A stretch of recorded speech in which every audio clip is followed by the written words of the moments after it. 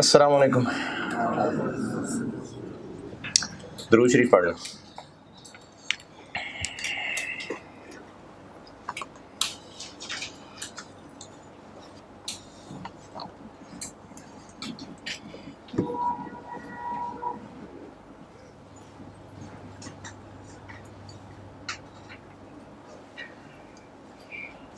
अच्छा, ये जो मेरा ये कैफ का स्टार्टिंग मंथ होता है, ये सी फैब का एंडिंग मंथ भी होता है। तो ये मेरा एक ऐसा पीरियड चल रहा होता है कि आजकल मेरी तकरीबन 15 घंटे जो है ना वो कॉलेज के हैं। मैं रात 10 बजे ख़त्म करके गया हूँ यहाँ से, और सुबह 7 बजे फिर क्लास थी। तो आपके मतलब की बात यह है कि मैं इस महीने में एट टाइम्स फुट्टे मार लिया करता हूँ। तो कल मेरा फुट्टे का इरादा है, कल मैं नहीं आ रहा। कोई खुशी की बात नहीं। कल मैं नहीं आऊँगा क्लास लेने। है जी, कल नहीं आऊँगा तो नहीं आऊँगा। सिर्फ FAR1 से थोड़ी कोई तकलीफ है। कल नहीं, कोई क्लास नहीं कर लूँगा।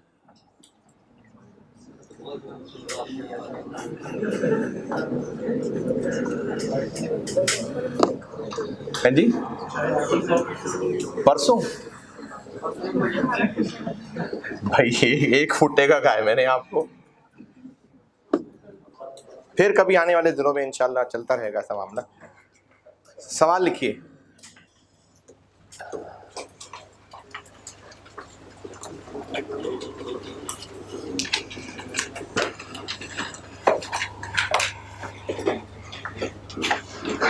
आज ये डबल एंट्रीज और टी अकाउंट्स और ट्रायल और ये मामला आज क्लोज कर दूंगा, क्योंकि इस सारी एक्टिविटी का पर्पज़ ये हरगिज़ नहीं था कि जिसने इंट्रो नहीं पढ़ी उसको इंट्रो आ जाए। नहीं, 3 दिनों में थोड़ी चीज़ें सिखाई जाती हैं। मैं सिर्फ मेन चीज़ें समेट के लपेट के आपके सामने से गुजार रहा हूँ, ताकि कहीं पर कुछ मिसिंग रह गया है, कोई कॉन्सेप्चुअल मसला रह गया तो आप पूछ लें। हाँ, कल एक बच्चे ने पूछा था कि ये जो provision for a doubtful date है, पढ़ा ज़िंदगी में कभी? ये पाँचों में से कौन सा ग्रुप है? ये पाँचों में से कौन सा ग्रुप है? Provision for a doubtful debt 5 group है ना, assets, liabilities, equity, income, expense. तो provision for a doubtful debt कौन सा ग्रुप है? एसेट है। Provision for a doubtful debt asset group का हिस्सा है। अच्छा, सेल रिटर्न्स कौन से ग्रुप का हिस्सा है? Sale return, sale returns, sale returns, income, income, purchase returns, expense, ये अपने अपने ग्रुप्स के पुट्ठे अकाउंट्स हैं। ये अपने अपने ग्रुप्स के उलट अकाउंट्स हैं। ये अपने अपने ग्रुप्स के कॉन्ट्रा अकाउंट्स हैं। जैसे परचेजेस एक्सपेंस ग्रुप है, परचेज रिटर्न एक्सपेंसेस ग्रुप है, लेकिन एक क्रेडिट बैलेंस वाला, तभी परचेज में से लेस हो रहा होता है।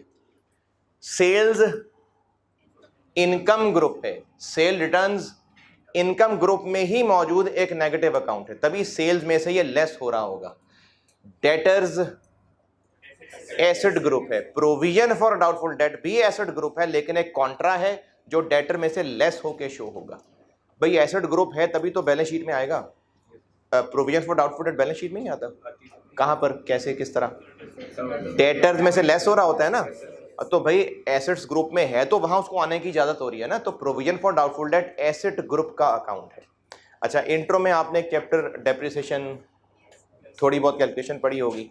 पहले ना ये डेप्रिसिएशन काफी हद तक इंट्रो में थी, अब ये मुकम्मल तौर पे FAR1 में। तो ये जो अभी मैं आपको सब पढ़ा रहा हूँ बेसिक्स, ये तो मैं वाकई कहने रिवाइज करवा रहा हूँ, लेकिन डेप्रिसिएशन मैंने बाकायदा जीरो से पढ़ानी, क्योंकि वो ऑफिशियली FAR1 का हिस्सा है। तो अगर आपको वो डेप्रिसिएशन आती है, नहीं आती है, थोड़ी आती है, ज़्यादा आती है, मैंने बहरहाल वो जीरो से करानी है, क्योंकि वो ऑफिशियली FAR1 का हिस्सा है। पूरा डेप्रिसिएशन, कैपिटल एक्सपेंडिचर, सारा कुछ। वरना पहले FAR1 में उसका सिर्फ 1-2 पोर्शन थे, अब पूरा IS16 FAR1 में। जब बात कहाँ से चली थी? हाँ, एक्यूमुलेटेड डेप्रिसिएशन कहाँ प्रेजेंट, किस तरह प्रेजेंट होता है? एक्यूमुलेटेड डेप्रिसिएशन कौन सा ग्रुप है? ये एसेट है, asset. Accumulated depreciation income statement में नजर आ रहा है कहीं? कहाँ नजर आता है? तो भाई एसेट ग्रुप है तो बैलेंस शीट में इजाजत मिल रही है ना उसको, और कहाँ कैसे प्रेजेंट होता है? वहां से लेस हो रहा होता है ना, तो ये कॉन्ट्रा एसेट अकाउंट। तो provision for doubtful debt, accumulated depreciation, ये एसेट ग्रुप के अकाउंट हैं, बस कॉन्ट्रा है, अपने अपने रिलेटेड एसेट का साया है, उनमें से लेस हो रहे होते हैं। Purchase returns, purchases group, expenses group है, बस कॉन्ट्रा है। सेल रिटर्न्स इनकम ग्रुप है, बस कॉन्ट्रा है। ये एक स्टूडेंट ने सवाल पूछा था तो मैंने कहा सबसे शेयर कर लूं। इस तरह के और भी बेटा अगर कोई बुनियादी से कोई इस तरह के सवाल हैं तो इसीलिए तो कर रहा हूं 4 दिन से टाइम इसी पे तो लगा रहा हूं कि कोई भी बेसिक्स में अगर कुछ भी कमी रह रही है तो पूछें, और किसी को इस तरह का कोई सवाल पूछना हो। जी जी क्या क्या? ओनर ने बिजनेस में पैसा इन्वेस्ट किया, ये कैपिटल है, ये ओनर की बिजनेस में इन्वेस्टमेंट है, तो वो इन्वेस्टमेंट करके उसका हक बन गया ना, तो ये उसका हक है बिजनेस के ऊपर। चले सवाल है जी। ये बिजनेस की मर्जी है, यानी जो डिस्काउंट रिसीव्ड है ये अदर इनकम में भी आ सकता है और एक्सपेंसेस में से माइनस भी हो सकता है, यानी इसके ऊपर कोई एक रूल नहीं है। कुछ उनको एक्सपेंसेस में से लेस कर लेते हैं, कुछ अदर इनकम दिखा देते हैं, तो ये दोनों काम हो सकते हैं। हाँ जी, क्या पूछ रहे थे? क्या चीज़? अल्फाज समझ नहीं आ रहे। एक्रूड एक्सपेंसेस तो मैंने रोका है ना, मैंने आपको ये डबल एंट्री सारी पढ़ा के ना तो एक्रूअल प्रीपेमेंट्स की कैलकुलेशन रिवाइज करानी है, क्योंकि ये एक्रूअल प्रीपेमेंट की जो कैलकुलेशन है ये FR 1 के आगे कई सवालों में ज़रूरत पड़ेगी इसकी, तो वो प्रॉपरली जब पढ़ाना ही है तो मैंने इसलिए अभी नहीं बताया। बैड डेट्स क्या? जस्ट बैड डेट ये एक्सपेंस है, लेकिन बैड डेट भी थोड़े से बस रिवाइज कराऊंगा, थोड़े से, ज़्यादा नहीं जी। ये तो आपके लेवल की चीज़ ही नहीं है, ये तो FR 2 में जाके आएगी। वो जो पार्टनरशिप में होती थी वो मजाक था, हम कंपनीज पढ़ रहे हैं, कंपनीज में गुडविल ये FR 2 में जाके आएगी। बहरहाल ये एक एसेट होता है। अच्छा चलें ठीक है, सवाल लिखें।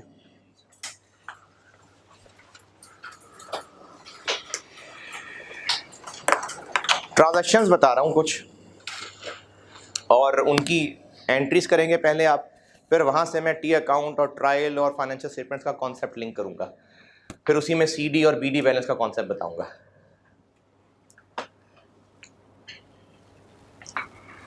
Number 1,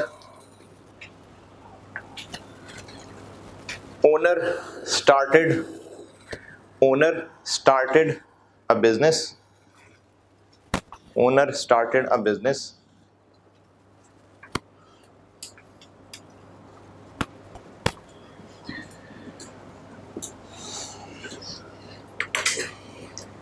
with cash of 2 lakh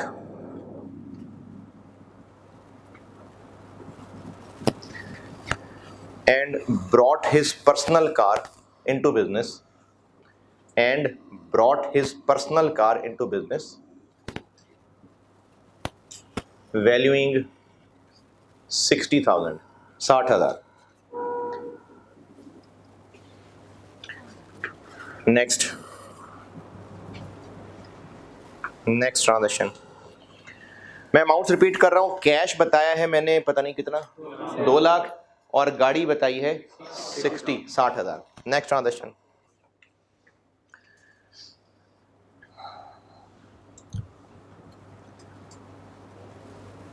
goods costing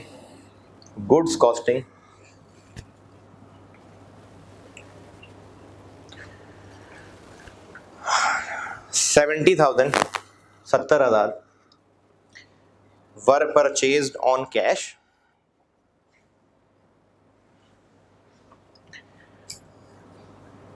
and costing 40,000 were purchased on credit.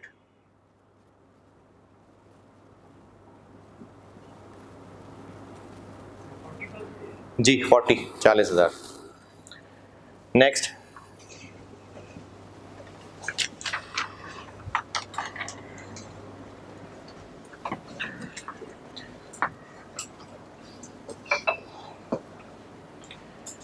A business bank account was opened. A business bank account was opened.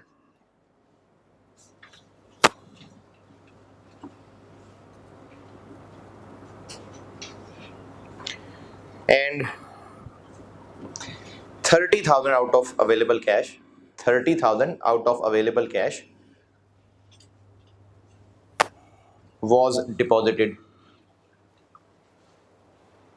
30,000 जो पड़ा हुआ कैश था वो उठा के बैंक में जमा करवा दिया. Next,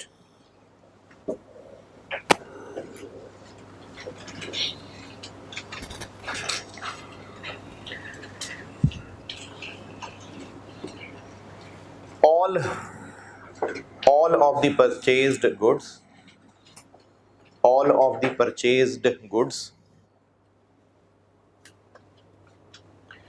were sold for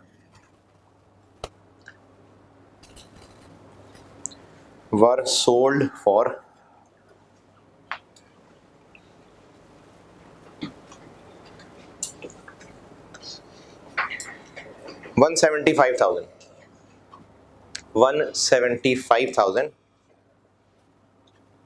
on credit.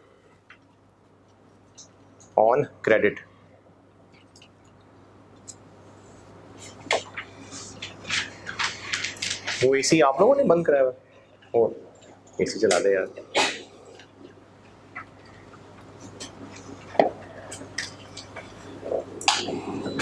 Next,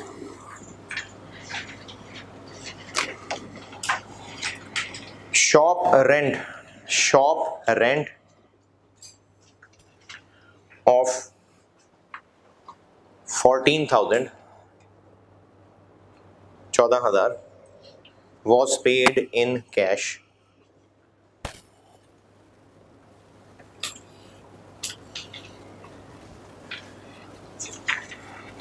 Next,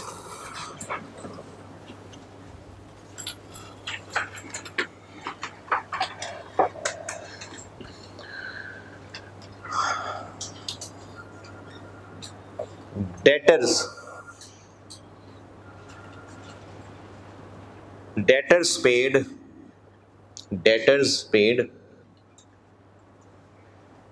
50,000 in cash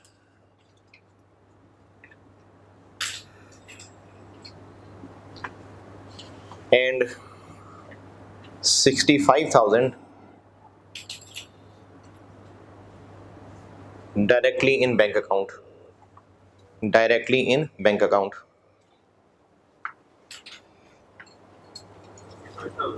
ji 65,000 cash दिया है उन्होंने 50,000 और अकाउंट में ट्रांसफर किए हैं 65,000.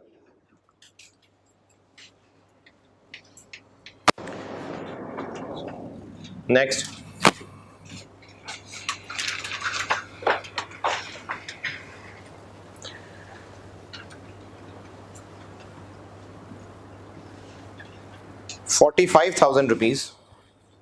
₹45,000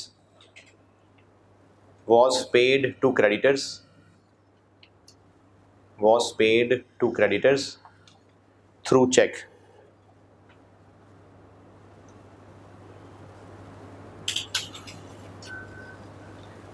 Next,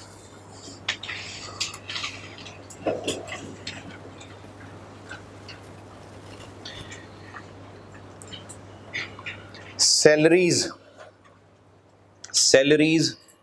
amounting to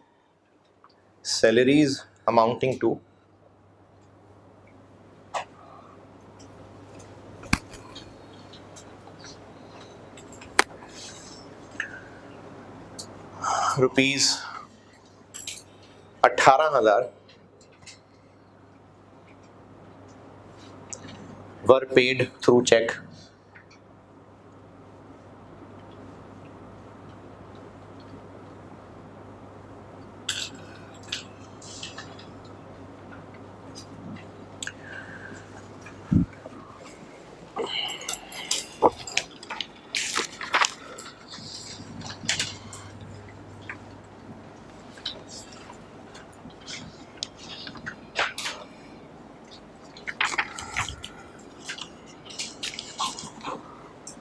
Next, obtained a bank loan of 1,00,000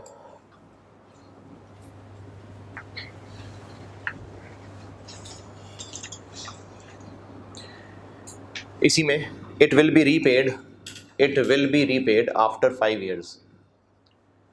इसी पॉइंट में it will be repaid after 5 years.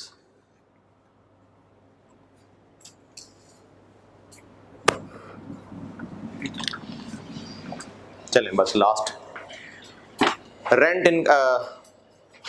Income of, या नहीं, इंटरेस्ट इनकम ऑफ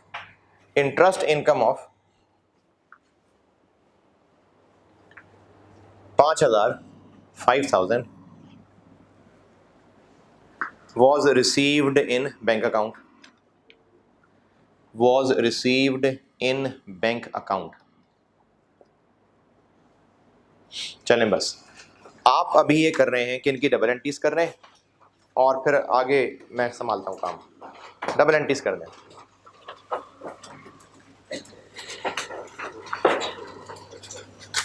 जी जी, बिल्कुल. आपने ये बात बताई थी कि गुड्स अमाउंटिंग टू 5,000 हमारे रिटर्न को सप्लाई, लेकिन देखिए रियली था कि हमने क्रेडिट पर ही असल में वो पुरानी बात कंटिन्यू की थी ना मैंने, ये देखे ना, ये यहाँ पे ली थी क्रेडिट पे, यहाँ पे नहीं. अच्छी थी ना कहीं, ये सर ठीक है, तो मैंने उसी कंटिन्यूटी में कह दिया था.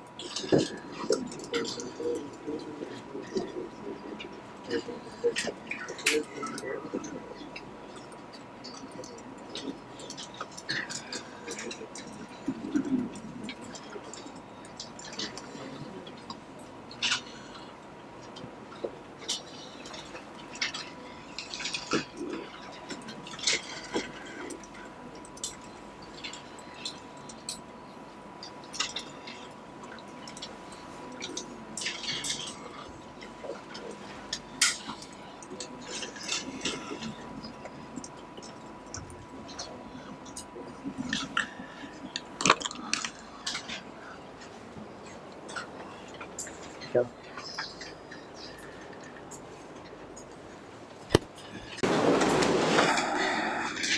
हाँ जी, कितना अर्सा लगेगा?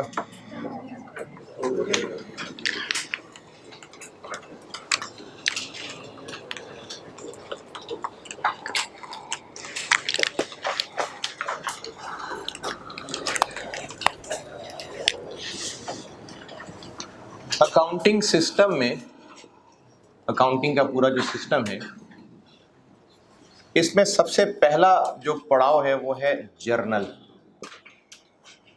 जिनको आप ये भी पढ़ चुके हैं, books of prime entry. Books of prime entry नहीं पढ़ा हुआ? तो ये जर्नल है, ये पहला स्टेप। इसमें होती है रिकॉर्डिंग। अभी जो आपको ट्रांजैक्शंस बताई, जर्नल के अंदर सारा साल रिकॉर्डिंग होती रहेगी। पहला क्या है जी?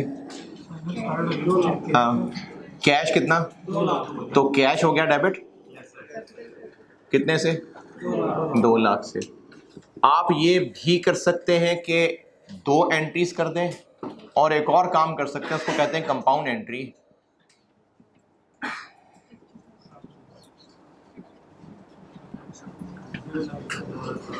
ये काम भी कर सकते हैं,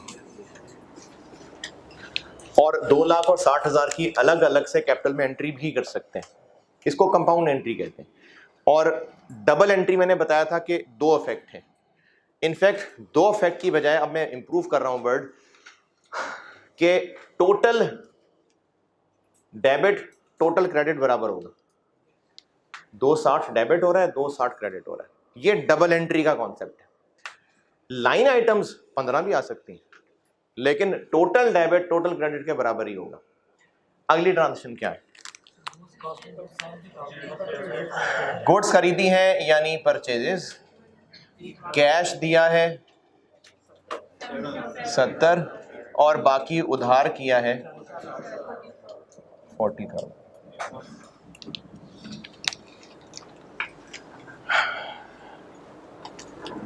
टोटल हो गई 1। फिर बैंक डेबिट कैश क्रेडिट 30,000, क्योंकि कैश से उठा के बैंक में पैसे जमा करा दिए। फिर डेटर और सेल्स क्रेडिट कितने 175।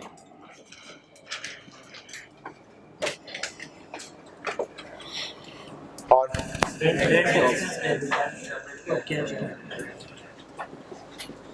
रेंट पे किया एक्सपेंस है, रेंट डेबिट, कैश दिया है, कैश क्रेडिट कितना 14,000। फिर क्या क्या है क्या चीज, डेटर से पैसे मिले हैं, तो पैसे मिले हैं कैश डेबिट, कितने पैसे मिले हैं, बाकी बैंक में जमा करवाए, हमारा बैंक एसेट बढ़ गया 65, और डेटर ने टोटल हमें 115 दे दिए, तो डेटर हो गया हमारा कम।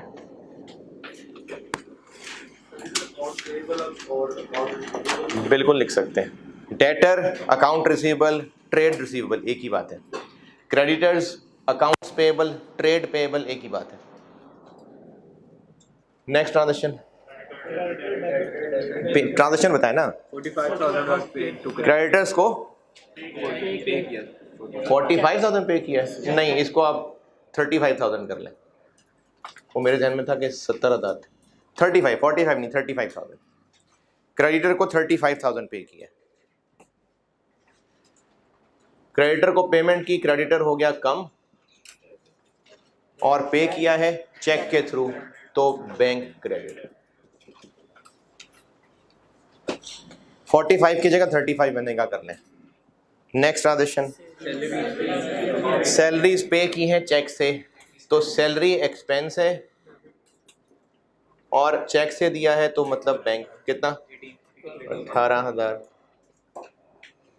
और बैंक लोन लिया है, बैंक से लोन लिया है, बैंक से लोन लिया है, पैसे हमारे अकाउंट में ही आए हैं, लेकिन अगर कैश भी कर लेंगे तो कोई मसला नहीं है।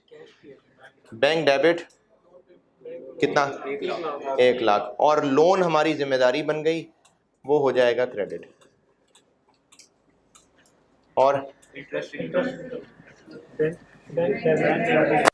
बैंक डेबिट इंटरेस्ट इनकम कितना,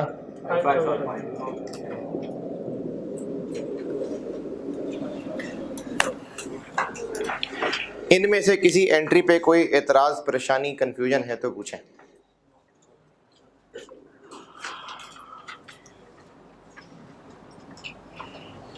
अगर कोई एंट्री तुक्के से भी कर लिए तो क्लियर कर लें, किसी को कोई मसला नहीं, सारी जबरदस्त है अकाउंटिंग में। अच्छा, अब ये अकाउंटिंग सिस्टम का पहला स्टेप ये है कि सारी ट्रांजैक्शंस रिकॉर्ड हो रही हैं, जहां रिकॉर्ड हो रही हैं वो जर्नल है। इसकी मिसाल ऐसे समझ लें कि स्कूल में जितने बच्चे भी सुबह स्कूल पहुंच रहे हैं, सुबह से शुरू हुए 1-1.5 घंटे के अंदर अंदर सारे बच्चे पहुंच गए, वो पहुंच ही असेंबली ग्राउंड में रहे, सारे के सारे असेंबली ग्राउंड में जमा हो गए। अब उस असेंबली ग्राउंड के अंदर क्लास 5, 4, 6, 7, 8 सारे बच्चे मौजूद हैं। ये ऐसे ही है जैसे सारी ट्रांजैक्शन जर्नल में डाल दी। अब उन असेंबली ग्राउंड से बच्चों को कहाँ भेजें, अपनी अपनी क्लासेस में भेज दें। तो यहां से ऑनवर्ड फिर अगला काम ये होता है कि एक अलहदा रजिस्टर होता है जिसको कहते हैं लेजर। अच्छा, ग्राउंड में सारे बच्चे जमा हैं, लेकिन अगर उनको अपनी अपनी क्लासेस में भेजना है तो इसका मतलब हर क्लास का एक अलहदा रूम होगा। तो इसी तरह यहां पर हमने जितने भी नाम अलग अलग इस्तेमाल किए हैं, क्या कहते हैं इस नाम को, अकाउंट। लेजर एक ऐसे रजिस्टर है जिसमें हर अकाउंट का अलग अलग कमरा है, हर अकाउंट का अलग अलग पेज है। तो लेजर एक सेट ऑफ अकाउंट्स है जिसमें इन सारे अकाउंट्स, ये जो यहां इस्तेमाल हो रहे हैं, इन सब का अलग अलग कमरा, अलग अलग पेज बना हुआ है। ये एंट्रीज जो बुक्स में रिकॉर्डेड हैं अपने अपने पेज पे चली जाती है। ये काम कब हो रहा है, थ्रू आउट द ईयर, ये थ्रू आउट द ईयर, और साथ ही साथ यहां पे जो भी रिकॉर्ड हो रहा है वो थ्रू आउट द ईयर यहां अपने अपने रेलिवेंट अकाउंट में जाता जा रहा है। ये दोनों काम थ्रू आउट द ईयर हो रहे हैं। अच्छा, लेजर का मैं कोई लंबा चौड़ा फॉर्मेट नहीं बना रहा क्योंकि मैं इंट्रो नहीं पढ़ा रहा, आपने लेजर का फॉर्मेट पढ़ा हुआ है। एग्जाम पॉइंट ऑफ व्यू से टी बना देना काफी है। एग्जाम पॉइंट ऑफ से बिल्कुल काफ़ी है, जैसे कैश है तो ये कैश का नाम लिख के एक टी बन जाएगा, एग्जाम पॉइंट ऑफ से एनफ। डेट का कॉलम, ऊपर हेडिंग, ये ज़रूरत नहीं है, टी बना दें काफ़ी है। और चलें थोड़ा सा बुरा लग रहा है तो चलो रुपीज़ का भी नाम लिख दें बस। लेजर का अकाउंट असल में क्या होता है, असल में ये होता है, ये एक लेजर है, इसमें ये जो अब 2 पेजेस खुले सामने, ये पूरा मिला के एक टी अकाउंट है। ये इसकी एक साइड है, ये इसकी एक साइड है। इस साइड को कहते हैं डेबिट साइड, इसको क्रेडिट साइड कहते हैं। असल में ये है। अब आप इस शक्ल का बना रहे हैं तो ये क्या है, डेबिट साइड, ये क्रेडिट साइड। जितने भी यहां नाम इस्तेमाल हुए हैं वो सब नाम क्या कहला रहे हैं, तो हर अकाउंट का लेजर बुक के अंदर अपना अपना सफा मौजूद है। और क्या क्या नाम है, व्हीकल, ओ हौसला हौसला, व्हीकल और कैपिटल और परचेजेस। वो ठहर जाए, परचेजेस, कैश दोबारा लिख दूं, क्रेडिटर्स, बैंक,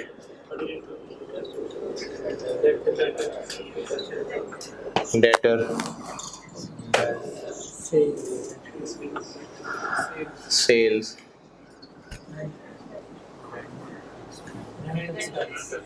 रेंट है जी। क्या हो गया, अरे ठहर जा यार, लोन बहुत दूर है अभी। रेंट आ गया और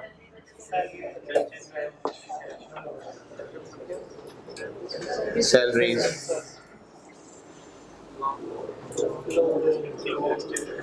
लोन,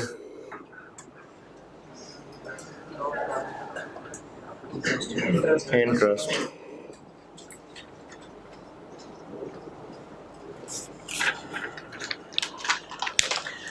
जो जो नाम एंट्रीज में इस्तेमाल हो रहा है वो नाम अकाउंट है, और लेजर एक बुक है जिसमें हर अकाउंट के लिए सेपरेट पेजेस मौजूद हैं। अब होगा ये कि यहाँ जो सारे बच्चे मौजूद हैं अब वो अपनी अपनी क्लासेस में जमा होना शुरू हो जाएंगे। तो जो जो कुछ भी यहाँ पर डेबिट क्रेडिट हुआ है वो अपने अपने नाम के अकाउंट में जमा होना शुरू हो जाएगा। तरीका क्या है, अब जैसे ये कैश है, कैश 2 लाख से डेबिट हो रहा है, कैश 2 लाख से डेबिट हो रहा है।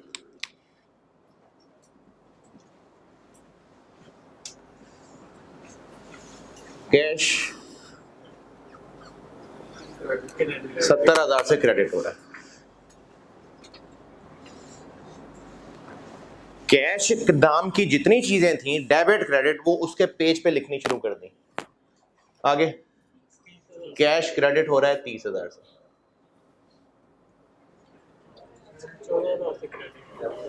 क्रेडिट हो रहा है 14,000, डेबिट हो रहा है 50,000 से।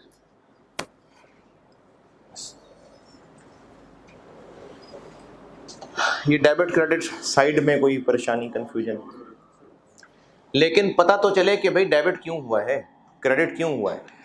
तो अब 2 तरीके हैं। एक तरीका ये है कि आप पहचान के लिए साथ उस अकाउंट का नाम लिख दें जो एंट्री में मौजूद था।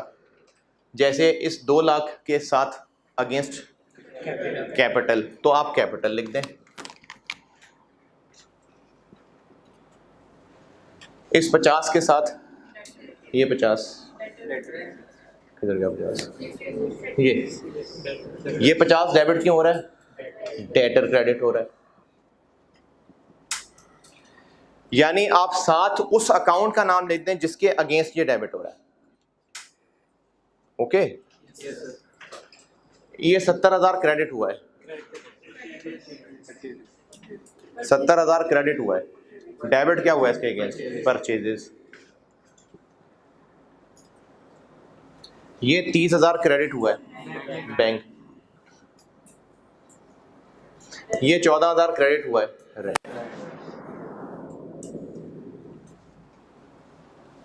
इसमें कोई एतराज। इसी तरह से बाकियों को भी कर लेते हैं। व्हीकल 60,000 डेबिट, किसके अगेंस्ट? कैपिटल के अगेंस्ट। और व्हीकल नहीं, कैपिटल पे आ जाते हैं। कैपिटल क्रेडिट हो रहा है, ऐसा कोई मसला नहीं है, पूरा का पूरा 260 लिखते हैं, ओके है। लेकिन चलें ऐसे भी कर सकते हैं कि 2 लाख और 60,000 ये अलग अलग 260 लिख दें, कोई मसला नहीं, अलग अलग लिख लें। 2 लाख के अगेंस्ट डेबिट क्या हो रहा है? 60 के अगेंस्ट डेबिट क्या हो रहा है? क्या हुआ? तो फिर उसकी जगह क्या लिखते हैं उसके सामने, वो मैं भी बताता हूं। और आगे परचेजेस कहाँ का है, क्या क्या है देखें। 110 डेबिट है, क्यों डेबिट है? अब कैश भी है और क्रेडिटर भी है, तो जिस तरह यहां तोड़ के लिखा यहां भी तोड़ के लिख सकते हैं। 70 और 40, 70 के अगेंस्ट क्या? Cash, credit. और परचेजेस बस, क्रेडिटर, क्रेडिटर में क्या हो रहा है?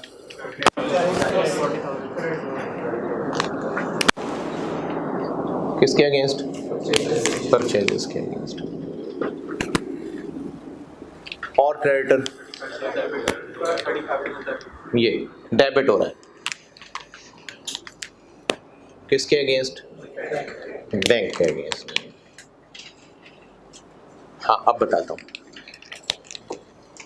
डेबिट और क्रेडिट किस साइड पे अमाउंट लिखनी है, इसका फैसला कैसे हो रहा है? यहां पर मैं यहां डेबिट लिखूं कि क्रेडिट साइड पे लिखूं, इसका फैसला क्या हो रहा है?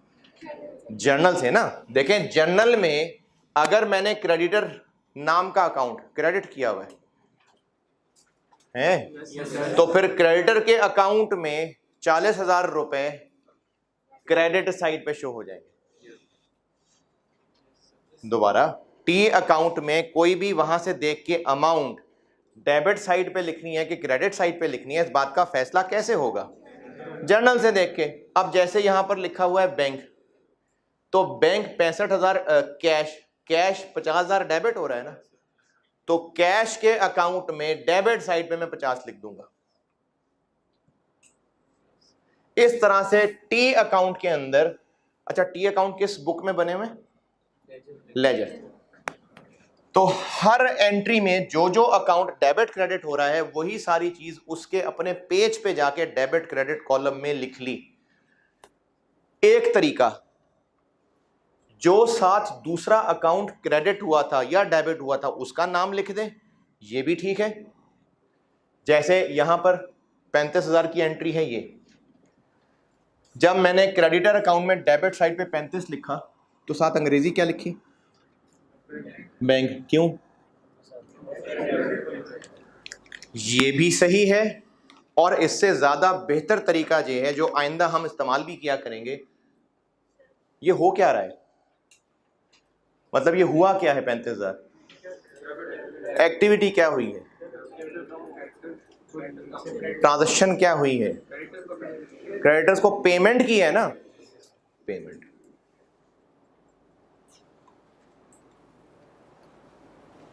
क्रेडिटर्स इस एंट्री में डेबिट हुआ, 35,000 डेबिट साइड पे लिख दिया। अब इसके साथ कुछ अंग्रेजी तो लिखनी है ना, खाली अमाउंट तो बुरी लग रही है। तो अंग्रेजी लिखने के दो तरीके, या तो उस अकाउंट का नाम लिख दें जो इस एंट्री में इसके अगेंस्ट था, या फिर अकाउंट का नाम लिखने की बजाय थोड़ी सी डिस्क्रिप्शन लिख दें। ये ज्यादा बेहतर तरीका है कि आप डिस्क्रिप्शन लिखा करें, ये ज्यादा अफजल तरीका है। तो यहां पर बैंक का नाम भी लिखा जा सकता है, पेमेंट का नाम भी लिखा जा सकता है। इसी तरह अगर मैं यहां 2 और 60 अलग लिखने की बजाय 260 लिख दूं तो साथ अंग्रेजी क्या लिख दूंगा? Capital introduced. ये हुआ क्या है 260? ओनर ने कैपिटल इन्वेस्ट किया है ना, तो मैं 260 लिखूंगा और साथ अंग्रेजी क्या लिख दूंगा, कैपिटल इंट्रोड्यूस्ड। तो डेबिट क्रेडिट की अमाउंट के साथ या तो दूसरे अकाउंट का नाम लिखें या थोड़ी सी डिस्क्रिप्शन लिख दें ताकि पहचाना जाए कि ये हुआ क्या है। इन टी अकाउंट्स का असल मकसद ये अंग्रेजी लिखना है, फिर ये अमाउंट्स लिखना है। अब आप इन अमाउंट्स को लिखने के लिए कोई ना कोई पहचान लगानी है। अब चाहे वो दूसरे अकाउंट का नाम हो चाहे वो डिस्क्रिप्शन। डिस्क्रिप्शन लिखने का फायदा ये होता है कि इसको पढ़ के पता चल जाता है कि हुआ क्या था। तो इसलिए ज्यादा बेहतर तरीका ये है कि टी अकाउंट में अमाउंट के साथ डिस्क्रिप्शन लिखी जाए। हाँ जी,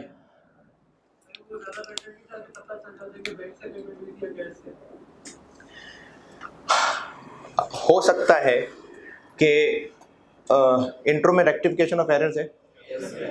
हो सकता है कि कभी एक एंट्री की होती और एंट्री ये की होती कि बैंक पेमेंट जो क्रेडिटर को की है वो गलती से उलट एंट्री कर दी होती। अब उसको रेक्टिफाई कर रहे होते, असल में पेमेंट ना कर रहे होते, रेक्टिफाई कर रहे होते। तो बैंक देखने से यहां पर लगता पेमेंट की, हालांकि पेमेंट तो नहीं की, हम तो रेक्टिफाई कर रहे हैं। तो इसलिए डिस्क्रिप्शन ज्यादा मीनिंगफुल होता है। मैं बहरहाल चले बैंक लिख देता हूं। ज्यादा बेहतर यह है कि हम लोग आदत भी इसकी रखें कि जो दूसरी चीज का नाम लिखना है वो एक्चुअली डिस्क्रिप्शन लिखनी।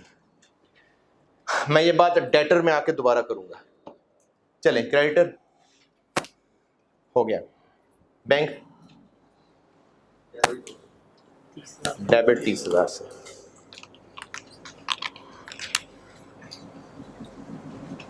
क्यों डेबिट हो रहा है, कैश। फिर 65 से डेबिट हो रहा है, क्यों, डेटर। आगे क्यों, क्रेडिटर। फिर क्रेडिट होगा,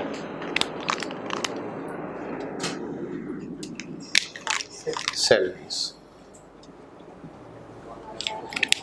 फिर डेबिट हो रहा है, लोन।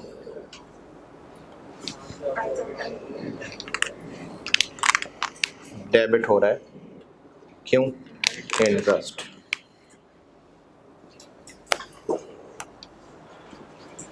Debtors,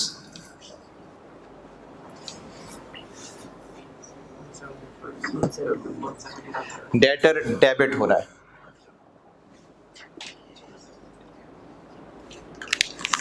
sales. फिर क्रेडिट हो रहा है 115। अच्छा, अब मैं बाकियों में जो बात ज़बानी कर रहा था मैं अब यहाँ करके दिखा देता हूँ। मैं यहाँ 115 ही लिख रहा हूँ और साथ अंग्रेजी क्या लिखूँ,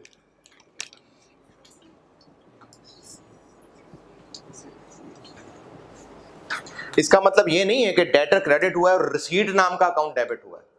डिस्क्रिप्शन लिखिए कि ये क्यों क्रेडिट हुआ है, क्योंकि पैसे मिले। आगे, अच्छा डेटर कर रहा हूं मैं, प्लस सेल्स,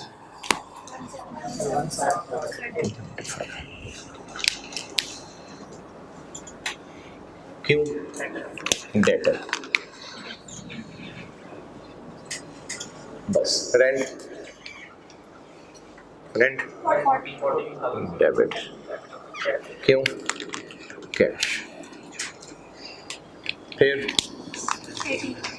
सैलरीज डेबिट है 18, बैंक। फिर लोन क्रेडिट, बैंक। फिर इंटरेस्ट इनकम क्रेडिट हो रहा है 5,000 से, क्यों, बैंक।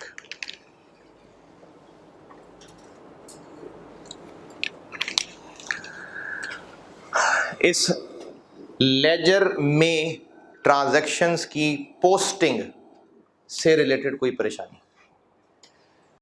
सिस्टम में जर्नल सारा साल रिकॉर्डिंग होती रहती है। बच्चे एंटर हो रहे हैं, क्लास में जा रहे हैं, एंटर हो रहे हैं, क्लास में जा रहे हैं। ट्रांजैक्शंस जर्नल में एंटर हो रही हैं, अपने अपने टी अकाउंट्स में जा रही हैं। ये काम दोनों सारा साल चलते रहते हैं। ये दोनों काम थ्रू आउट द ईयर चलते हैं।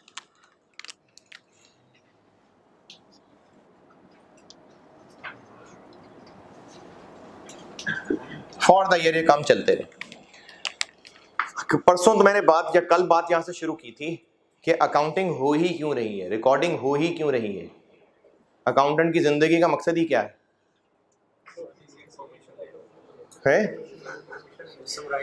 जब ओनर रिपोर्ट मांगे तो इसके पास सारी इंफॉर्मेशन रिकॉर्डेड हो और उसमें से एक्सट्रैक्ट करके वो ओनर को रिपोर्ट बना के दे दे।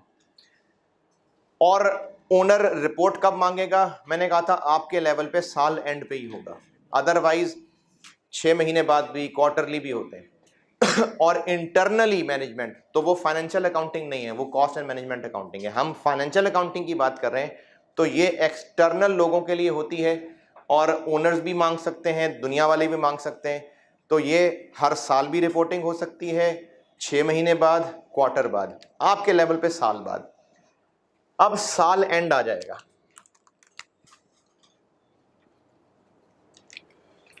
ईयर एंड आ गया।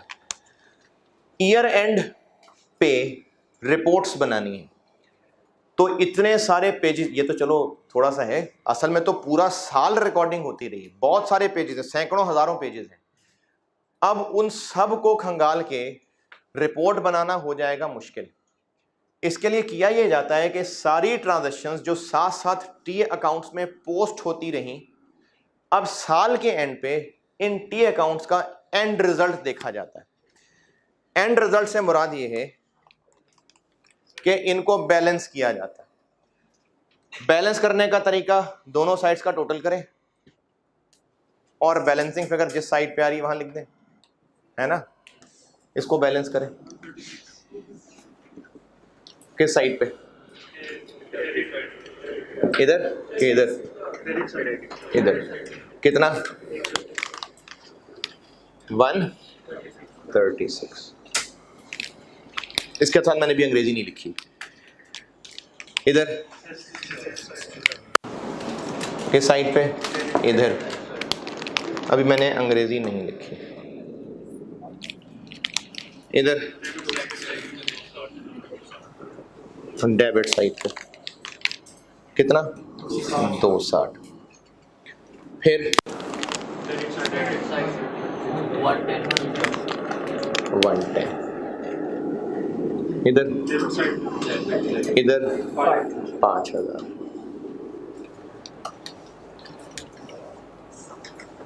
इधर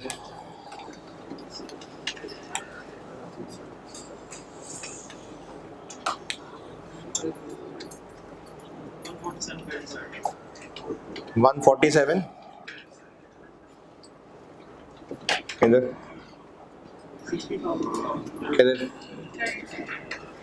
60,000। इधर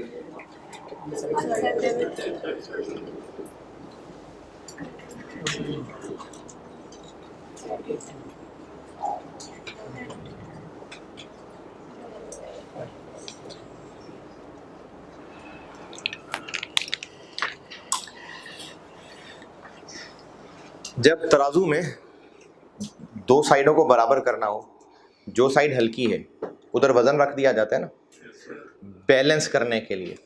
तो टी अकाउंट को साल के एंड पे क्लोज किया जाता है और देखा जाता है कौन सी साइड हल्की है। जो हल्की है फिर वहां पर वजन रख के अब ये दोनों साइड बराबर हो जाती है, इसको बैलेंसिंग करना कहते हैं। अब कहीं पर डेबिट साइड पे नजर आ रहा है बैलेंस, कहीं पर क्रेडिट साइड पे नजर आ रहा है। ये वजन यहां क्यों रखना पड़ा? कौन सी साइड भारी है, तो इसको डेबिट बैलेंस कहेंगे। डेबिट साइड भारी होने की वजह से वजन यहां रखना पड़ा ना, ये डेबिट बैलेंस है। और एक लिस्ट बनानी शुरू कर देंगे जिसमें इन सारे बैलेंसेस को लिस्ट डाउन कर देंगे। कैश, कैश का कितना बैलेंस है और ये यहां क्यों आया? डेबिट साइड भारी है तो ये डेबिट बैलेंस है। 60 यहाँ क्यों आया? डेबिट साइड भारी है तो ये डेबिट बैलेंस है।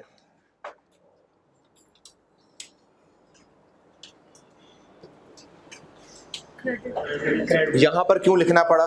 क्योंकि क्रेडिट साइड भारी है, वो क्रेडिट बैलेंस है।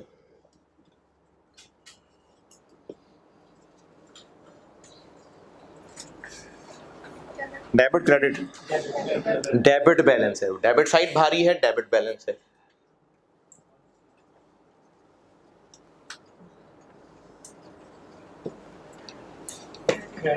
क्रेडिट साइड भारी है तो वजन वहां रखना पड़ा, क्रेडिट बैलेंस है।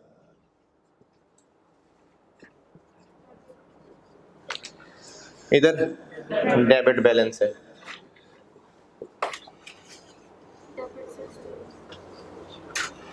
इधर डेबिट बैलेंस है।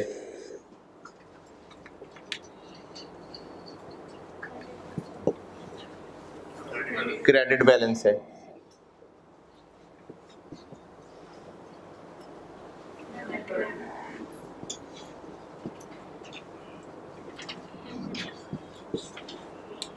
सैलरीज,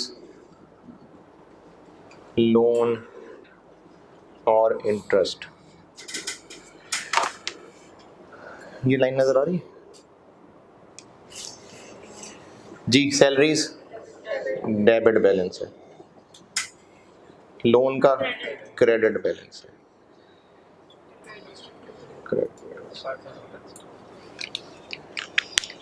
इस लिस्ट ऑफ बैलेंसेस को ट्रायल बैलेंस कहते हैं। ये एक लिस्ट है, कब बनाई जा रही है? इन सारे चीजों का एंड निचोड़, यानी अगर वो ओनर पूछता है कि सारे साल में क्या हुआ भी रिपोर्ट बताओ, हम कहेंगे कि डेटर क्या होता है? सर जिससे हमने पैसे लेने हैं। अच्छा बताओ, डेटर को हमने इतनी चीजें बेची, इतने से, छोड़ यार, डेटर से रिलेटेड ओनर क्या जानना चाहता है? कितने पैसे लेने हैं अभी? वो 60,000 लेने हैं। ये यहां नजर आ गए। सेल्स के बारे में ओनर क्या जानना चाह रहा है? तो अभी तो मैंने लिखी ही एक है ना, अगर होती तो यहां क्रेडिट क्रेडिट क्रेडिट क्रेडिट आता जा रहा होता। इस टी अकाउंट को क्लोज करते तो बैलेंस क्या आ जाता? क्रेडिट बैलेंस आता, और कितना आता? उन सबका टोटल आ जाता। यानी सेल्स का ट्रायल में लिखा हुआ बैलेंस क्या शो कर रहा है? साल की टोटल सेल्स। यही जानना चाह रहा था वो। कैपिटल के बारे में ओनर क्या जानना चाह रहा होगा? कि मेरा कितना कैपिटल है। हम उसको बताएं, और सर आपने ना शुरू पे पैसे इन्वेस्ट किए थे, फिर गाड़ी, यार है कितना? तो 260 है। तो ट्रायल बैलेंस में हर अकाउंट की एक समरी फिगर आ रही है जो मुख्तलिफ मतलब कन्वे कर रही है। ये मैं एक बार सारा टोटल कर दूं ना, फिर मैं हर एक का अलग अलग मतलब बताता हूं कि क्या मतलब कन्वे कर रही है। कैश है, कैश। अच्छा ये रिपोर्टिंग कब हो रही है? साल के एंड पे। कैश के बारे में ओनर क्या जानना चाहता है कि कितना कैश है? हम कहें सर इतना आया था, इतना, और यार पड़ा कितना है? तो कितना पड़ा है? तो जो ओनर को रिपोर्ट में चीजें चाहिए वही ट्रायल के अंदर आ रही है। अब ये सब मतलब क्या कन्वे कर रही हैं? इन सब में से अगर हम ग्रुप ढूंढें तो ग्रुप बताएं कौन कौन से हैं? कैश,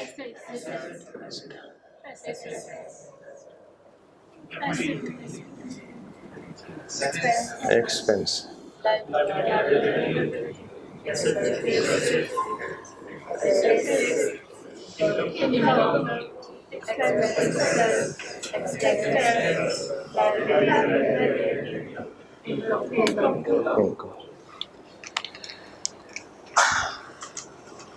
ये बैंक की मिसाल लेता हूं।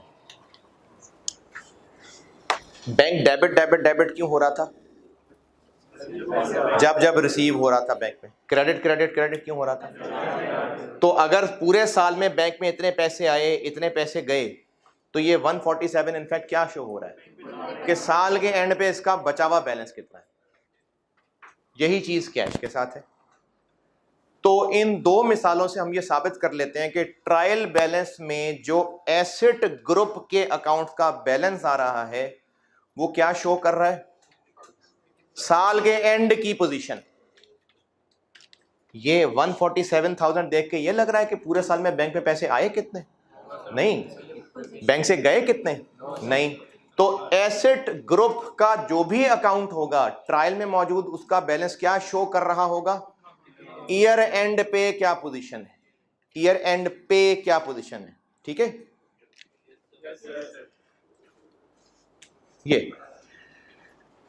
ये क्या है, पूरे साल में इतनी चीजें खरीदी थी, इतने पैसे दिए थे। अगर मजीद ट्रांजैक्शन होती तो यहां पर आ रहा होता क्या क्या क्या, जो जो चीजें इनसे खरीदते जा रहे थे, यहां पर जितने पैसे देते जा रहे थे, इतनी चीजें खरीदी, इतने पैसे दे दिए, तो ये क्या हुआ, फिर इतने मजीद देने हैं। कब की पोजीशन है ये, ईयर एंड की। तो इसमें जहां भी लायबिलिटी ग्रुप का कोई भी अकाउंट होगा उसका बैलेंस क्या शो कर रहा होगा, साल के एंड की पोजीशन। एसेट्स का बैलेंस क्या शो कर रहा है, साल की एंड की पोजीशन। लायबिलिटीज का बैलेंस क्या शो कर रहा है, साल के एंड की पोजीशन। और मान ले इक्विटी भी यही शो कर रहा है। तो ट्रायल में मौजूद एसेट, लायबिलिटी और इक्विटी के balances year and position show कर रहे हैं।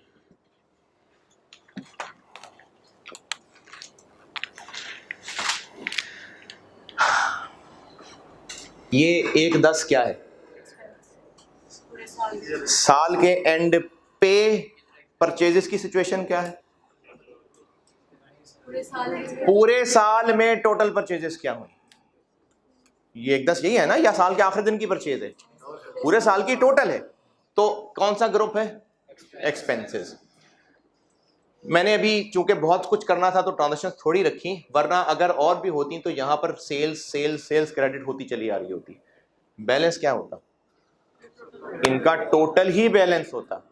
अब एक एक्सपेंस की मिसाल बता दी, एक इनकम की मिसाल बता दी। ट्रायल में मौजूद एक्सपेंसेस ग्रुप और इनकम ग्रुप, इनके जो भी बैलेंसेस आ रहे हैं वो क्या शो कर रहे हैं, टोटल फॉर द ईयर, के जो पूरा साल गुजर गया उसमें क्या हुआ। इसको कहते हैं कि बिजनेस ने कैसा परफॉर्म किया। तो ट्रायल बैलेंस में मौजूद इनकम और एक्सपेंसेस, इनके बैलेंसेस क्या रिफ्लेक्ट कर रहे हैं, परफॉर्मेंस फॉर द ईयर,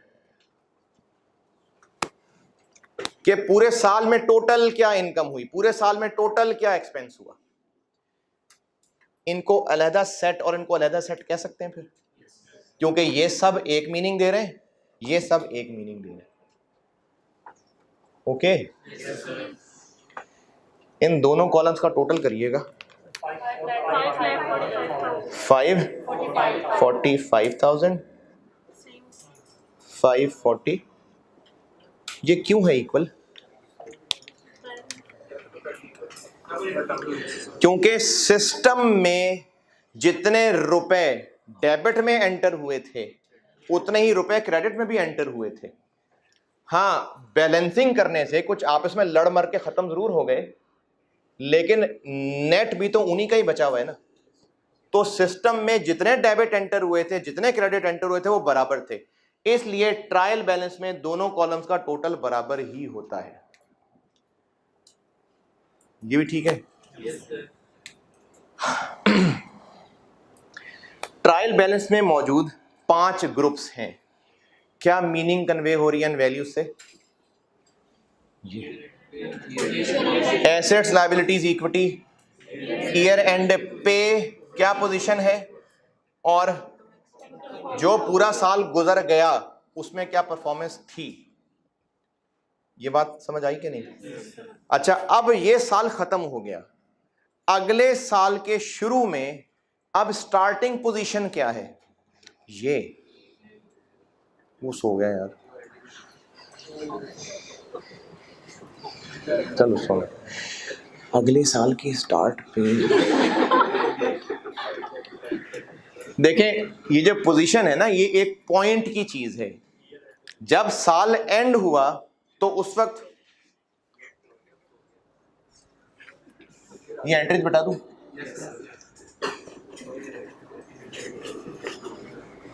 यार मैंने ना कल आप लोगों को कहा था कि आपने नहीं आना, ना आए, लेकिन ये हरकतें ना करें।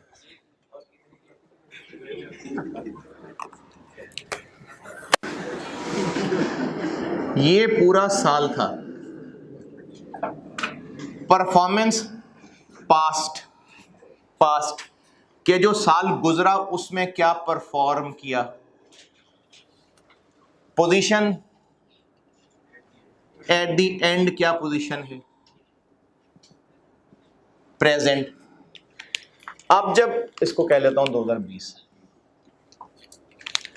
अब जब 2021 शुरू होगा तो 2020 की परफॉर्मेंस 2021 की भी परफॉर्मेंस होगी नहीं। अब 2021 में नई परफॉर्मेंस शुरू। एक क्लास पास कराए, अच्छी बात है, अगली क्लास में उसी को रोते रहेंगे वो मैंने क्यूएम पास किया था, अगली क्लास फिर नई मेहनत शुरू। तो जो परफॉर्मेंस है वो एक साल की थी, 2021 में फिर यही सेल्स दोबारा शामिल करने के 2021 की सेल्स है नहीं। तो ईयर खत्म, परफॉर्मेंस खत्म। लेकिन पोजीशन ये जो है, अगर ईयर एंड 20 पे ये पोजीशन है, मैं यहां खड़ा हूं, तो ईयर 1 का अगला जो स्टार्ट होगा वो यहीं से शुरू होगा ना। तो पोजीशन अब अगले ईयर का स्टार्टिंग पॉइंट है। तो ये जो इतने सारे लेजर के बैलेंसेस हैं, इनमें एक्सपेंसेस और इनकम्स, इनके बैलेंसेस को लेके एक रिपोर्ट बनाई जाती है जिसको क्या कहते हैं, क्या कहते हैं, इनकम स्टेटमेंट। मैं तो डेप्शन पढ़ा रहा था। अच्छा, इनकम्स और एक्सपेंसेस के बैलेंसेस को लेके एक रिपोर्ट बनेगी, उसको क्या कहेंगे, income statement, statement of comprehensive income. Year and पे ट्रायल बनेगा, फिर उस ट्रायल के बाद फाइनेंशियल स्टेटमेंट्स बनेंगी। जो आपने इंट्रो में जो पढ़ी थी वो दो थी, statement of comprehensive income, statement of financial position. Statement of comprehensive income का एक मशहूर नाम income statement, statement of financial position को बैलेंस शीट भी कहते हैं। आपने अभी तक दो पढ़ी थी, अब एफआर 1 में दो और पढ़ लेंगे। ये पूरा अकाउंटिंग सिस्टम है, सारा साल ये हो रहा है, साल के एंड पे ट्रायल और उससे फाइनेंशियल स्टेटमेंट्स बनती हैं। इन सारे टी अकाउंट्स में पांचों ग्रुप्स के अकाउंट्स मौजूद हैं। उनमें से इनके साथ क्या सलूक होना है, इनके balances performance of the year show कर रहे हैं और इनको इज्जत के साथ इनकम स्टेटमेंट में लिख दिया जाएगा और अगले साल दोबारा इनका रोना रोया जाएगा, यानी साल खत्म, ये परफॉर्मेंस क्लोज। तो इन टी अकाउंट्स में जो उनका बैलेंस आया हुआ है, इसके साथ मैं लिख देता हूं एसओसीआई। मतलब यहां ये क्या हुआ, ये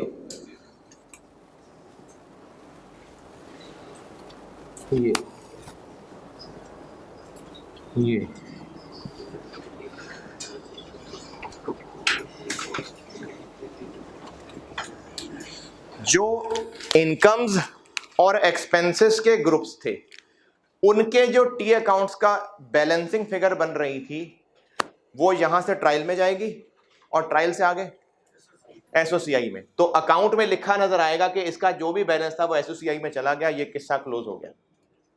अगले साल की सेल्स फिर जीरो से शुरू होंगी। जाग रहे हैं? लेकिन एसेट्स, लायबिलिटीज और इक्विटी, इनके जो बैलेंसेस हैं, ये ईयर एंड की पोजीशन है। क्योंकि तीनों ये मतलब दे रहे हैं, तो इन तीनों को इज्जत के साथ किस रिपोर्ट में लिख दिया जाता है, स्टेटमेंट ऑफ फाइनेंशियल पोजीशन। अच्छा, हेडिंग भी शायद अगर आपको जरा सी याद हो, statement of financial position as at, for the year नहीं, एज एट या एज ऑन, मतलब वो ईयर एंड की पोजीशन है। Statement of comprehensive income for the year ended, तो performance for the year ended है, साल खत्म, परफॉर्मेंस बता दी, तालियां बज गई, बस खत्म, अगले साल फिर से परफॉर्मेंस शुरू होगी।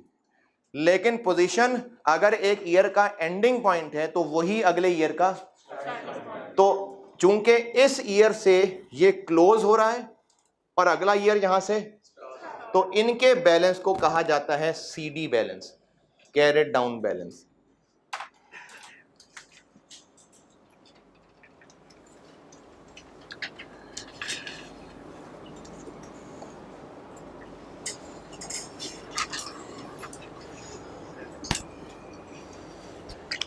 इस सारे का कंक्लूजन, ट्रायल में सारे बैलेंसेस हैं पांचों ग्रुप्स के, उनमें से इनकम्स और एक्सपेंसेस के साथ क्या सलूक होगा, वो परफॉर्मेंस शो कर रहे हैं, एसओसीआई में जाएंगे और उनके अकाउंट्स को क्लोज कर दिया जाएगा, बस खत्म। जब अगला साल शुरू होगा उसका लेजर खुलेगा तो ये खाली होगा। जैसे आपने पुराने रजिस्टर पुरानी क्लास में भर दिए, अब अगली क्लास में अब्बू ने नई कॉपियां ले दी, वो फिर जीरो से शुरू हो गई, तो जो एक्सपेंसेस और इनकम्स के टी अकाउंट्स हैं अगले साल वो फिर खाली नजर आएंगे। लेकिन जो एसेट्स और लायबिलिटीज और तीसरी चीज ये क्या शो कर रहे हैं बैलेंसेस, ईयर एंड की फाइनेंशियल पोजीशन, और जो ईयर एंड की फाइनेंशियल पोजीशन है वही अगले साल की स्टार्टिंग पोजीशन है। तो उनको इस तरह से हैंडल किया जाएगा कि उनके बैलेंसेस, उनके अकाउंट में जो क्लोजिंग बैलेंस था उसको कैरेड डाउन बैलेंस या क्लोजिंग बैलेंस कहेंगे, और अगले साल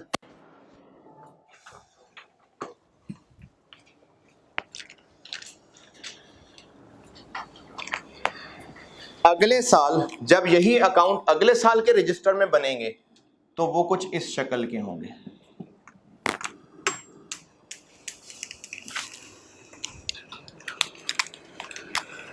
ब्रॉड डाउन बैलेंस 136,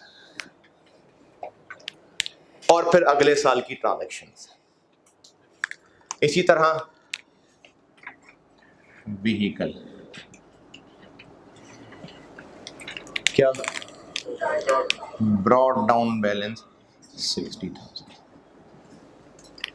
इसी तरह से बाकी भी ऐसे ही होंगे। एक क्रेडिटर और लिख के,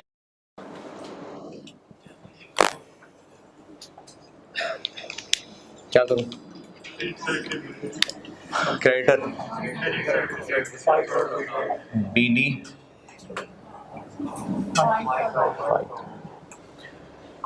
तो एसेट्स, लायबिलिटीज और इक्विटी, इनके अकाउंट्स के साल के एंड पे क्लोज करके जो बैलेंस आते हैं वो उनके सीडी बैलेंसेस कहलाते हैं। उन्हीं को इज्जत के साथ किस रिपोर्ट में लिख दिया जाता है, स्टेटमेंट ऑफ फाइनेंशियल पोजीशन, और वही अगले साल का उन्हीं अकाउंट्स का स्टार्टिंग पॉइंट होते हैं। ओके अच्छा, इसमें मेरी तरफ से आखिरी बात, ये डेबिट बैलेंस है कि क्रेडिट बैलेंस है?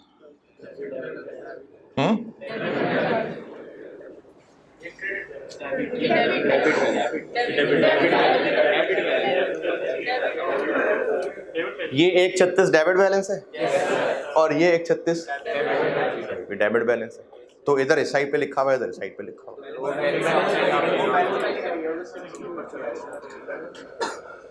एक ऐसी एक तमाशा करके दिखाता हूं।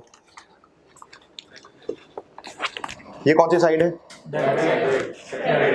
डेबिट बैलेंस का मतलब है कि कौन सी साइड भारी है? ये साइड भारी है ना, है ना? डेबिट बैलेंस का क्या मतलब है? कि डेबिट साइड भारी है। डेबिट साइड भारी है ना? ये डेबिट साइड है, ये क्रेडिट साइड है। डेबिट बैलेंस का मतलब है कि डेबिट साइड भारी है। ईयर एंड पे हम क्या कर रहे हैं, अकाउंट्स को क्लोज, ये ने क्लोज कर दिया, भारी किधर आ गया अभी? क्रेडिट साइड पे। अगले साल क्या कर रहे हैं हम? ओपन, अब किधर आ गया? अब इधर आ गया। तो जब हम ओपन कर रहे हैं तो ये डेबिट बैलेंस इस साइड पे आ गया, जब क्लोज कर रहे थे तो डेबिट बैलेंस इस साइड पे आ गया, तो वो चूंकि क्लोजिंग कर रहे हैं तो इसलिए इस साइड पे लिखा हुआ है, इनफैक्ट ये डेबिट बैलेंस। ये मैंने आपको एक पूरा सिस्टम आपके सामने सिर्फ रिवाइज करवाना था। इस सारी कहानी में से कोई कंफ्यूजन परेशानी है तो पूछें जी। क्या क्या क्या जी जी। Investment, owners investment, capital introduced, बस परचेजेस, जस्ट परचेजेस, गुड्स खरीद ही रहे हैं ना, गुड्स परचेज्ड,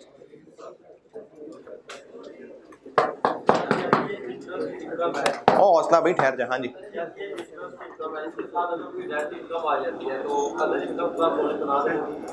ये चीजें ना बिजनेस टू बिजनेस वेरी करती हैं। अच्छा सवाल ये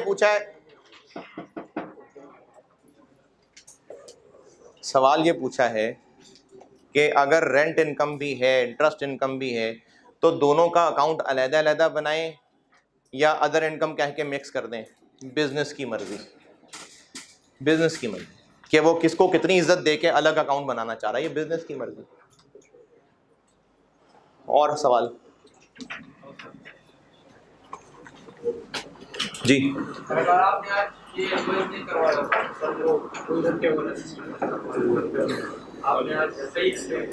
अच्छा चले, मैं असल में आपसे पूछना ये चाह रहा था